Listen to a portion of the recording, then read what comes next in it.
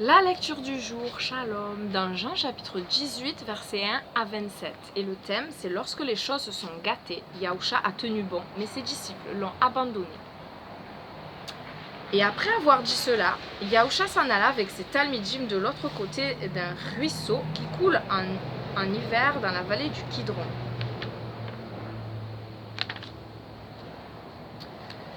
Il y avait là un bosquet dans lequel il entra avec ses talmidim.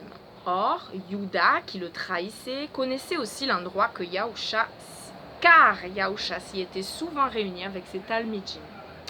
Yuda s'y rendit donc, accompagné d'un détachement de soldats romains et de quelques gardes du temple, pourvus par les chefs Kohanim et les Prushim. Ils étaient armés et portaient des lanternes et des torches. Yahusha, qui savait déjà tout ce qui devait lui arriver, sortit et leur dit « Qui cherchez-vous » Yahusha de Nazareth, répondirent-ils. Il leur dit « Je suis ». Yuda, qui le trahissait, se tenait là avec eux. Quand il leur dit « Je suis », ils reculèrent et tombèrent à terre. Alors il demanda de nouveau. Ils reculèrent et tombèrent à terre, à genoux. Alléluia. Comme ça, parce qu'il a dit « Je suis ». Alors il leur demanda de nouveau « Qui voulez-vous » Et ils répondirent « Yahusha de Nazareth !»« Je vous l'ai déjà dit, je suis !» répondit Yahusha. « Si donc c'est moi que vous voulez, laissez cela s'en aller. » Ceci arriva afin que ce qu'il avait dit puisse s'accomplir. Je n'ai perdu aucun de ceux que tu m'as donnés. Alors Shimon Kefa, qui avait une épée, la tira et frappa l'esclave du Kohen Agadol et lui trancha l'oreille droite. Le nom de l'esclave était Mélek, on a l'habitude de Malchus. Et Yahusha dit à Kefa, « Rentre ton épée dans son fourreau. La coupe que le Père m'a donnée, ne la boirai-je pas ?»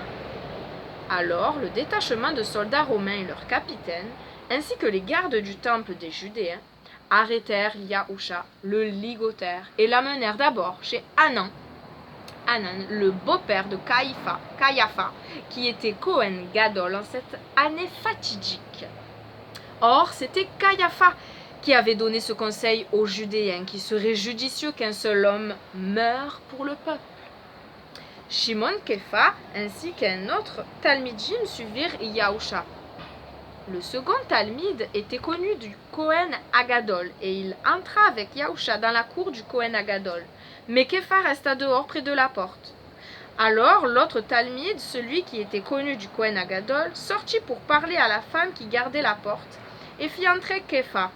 La femme à la porte dit à Kefa, « N'es-tu pas toi aussi un des talmidim de cet homme ?» Il répondit, « Non, je n'en suis pas. » Les esclaves et les gardes avaient allumé un feu parce qu'il faisait froid, et ils se tenaient autour pour se réchauffer. Kefa les rejoignit et se tint avec eux pour se réchauffer aussi. Le Kohen Agadol interrogea Yahusha au sujet de ses talmidim et de son enseignement. Yahusha répondit, « J'ai parlé ouvertement à tout le monde. J'ai toujours enseigné dans la synagogue ou au temple où se réunissent tous les juifs, et je n'ai jamais rien dit en secret. Alors pourquoi m'interrogez-vous ? Interrogez plutôt ceux qui ont entendu ce que j'ai dit. Eux, ils savent ce que j'ai dit. » À ces mots, un des gardes qui se tenait là gifla Yahusha et dit, « C'est ainsi que tu réponds au Kohen Agadol ?» Yahusha lui dit, « Si j'ai dit quelque chose de mal, dis devant tout le monde en quoi c'était mal. Mais si ce que j'ai dit est juste, pourquoi me frappes-tu » Hanan l'envoya alors, encore ligoté, à Caïapha, le Kohen Agadol. Pendant ce temps, Shimon Kefa se tenait là et se réchauffait. Ils lui dirent, « N'es-tu pas toi aussi un de ces talmidim ?» Il le nia et dit, « Je n'en suis pas. » Un des esclaves du Kohen Agadol part de l'homme à qui Kefa avait tranché l'oreille. J'ai dit par. Pourquoi j'ai dit par?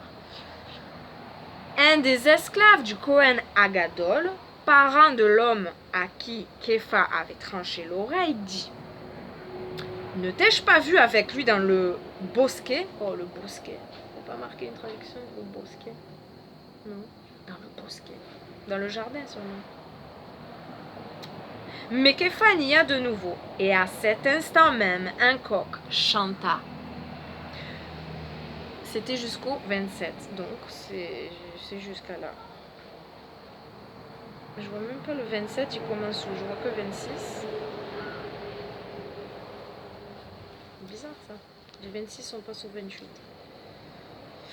Voilà, fin de la lecture du jour. Donc Méképhanie a de nouveau, et à cet instant même, un coq chanta.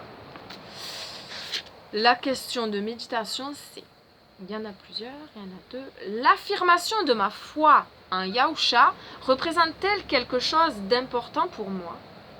Est-ce que je tiens ferme pour lui ou bien est-ce qu'il m'arrive de le renier? Non, je le renie pas. Mais quelquefois je faiblis et je me demande si ma foi est véritable quand je suis en bas, quand je suis un peu en question, pas contente de moi-même, quand je me déçois. Merci Seigneur de ce que tu es toujours là pour nous et merci de ce que tu es patient envers nous. Ta patience est notre salut. Et ta parole dit bien que le juste tombe 7 fois, mais l'Éternel le relève. Amen. Tu es toujours présent, Seigneur. Nous sommes tout petits et vraiment, le bien que nous faisons, c'est pas par nous-mêmes, c'est par toi. L'amour vient de toi. Celui qui est amour, il a Dieu en lui quelque part qui doit encore se manifester. Si la personne, elle est amour et elle dit qu'elle ne croit pas en Dieu, c'est quelque chose de contradictoire. Dieu est amour. Si tu as de l'amour en toi, un jour ou l'autre, Dieu va... C'est obligé que les œuvres belles que tu fais, ils doivent glorifier Dieu, donc tu viendras à lui. Merci Seigneur. Merci d'être toujours présent. Merci pour ta fidélité, ta miséricorde qui est grande. Merci Seigneur.